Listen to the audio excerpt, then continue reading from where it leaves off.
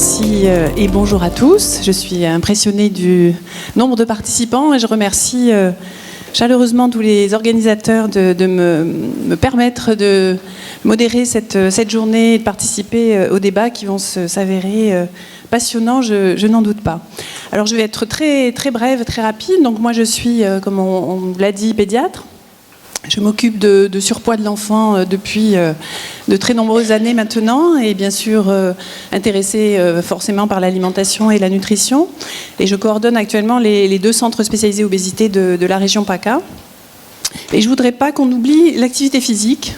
Bien sûr, ce n'est pas le sujet d'aujourd'hui, mais voilà, quand on pense alimentation, c'est en effet probablement un des meilleurs médicaments, mais l'activité physique en est aussi un autre. Et je voulais qu'on y pense, même si ce ne sera pas le sujet d'aujourd'hui. Et puis, on est réunis aujourd'hui autour de la recherche. On va avoir des chercheurs tout à fait pointus qui vont nous parler des liens de l'alimentation et de la compréhension des mécanismes de l'alimentation. Moi, on a parlé du plaisir là tout de suite autour des aliments, on va dire, moins intéressants pour la santé. Je voulais vous faire part d'une petite étude parce que le plaisir est un levier majeur, et notamment chez l'enfant, qu'il faut prendre en compte.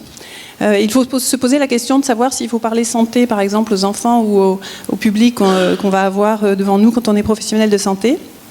Cette étude a été faite par le Centre des sciences du goût de l'alimentation de Dijon, qui fait des études absolument passionnantes chez l'enfant autour de la connaissance des préférences alimentaires des enfants.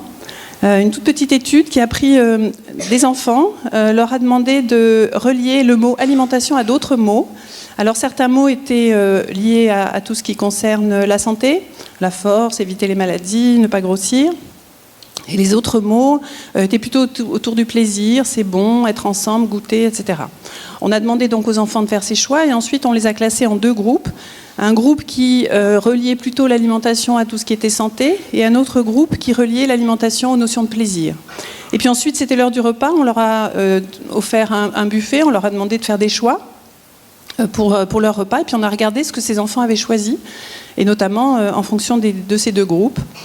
Alors, vous doutez de ce que je vais vous dire, mais c'était peut-être pas ce qui était attendu. Il se trouve que les enfants qui associent le plus l'alimentation au plaisir, ce sont ceux qui ont fait les meilleurs choix nutritionnels versus ceux qui l'associent à la santé. Donc là, c'est une étude chez les enfants, mais il y en a d'autres chez les adultes qui montrent la même chose. Donc, nous allons parler santé, parler recherche, parler sciences liées à l'alimentation, mais peut-être qu'il ne faut pas oublier, et notamment pour les enfants, de plutôt développer la notion de plaisir et d'apprendre aux enfants à manger équilibré doit passer par le plaisir de manger, par le plaisir de la découverte des aliments, dès la toute petite enfance, dès la diversification et plus tard.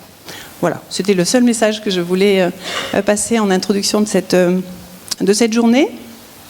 Et puis je vais garder la parole pour introduire le premier orateur. Merci.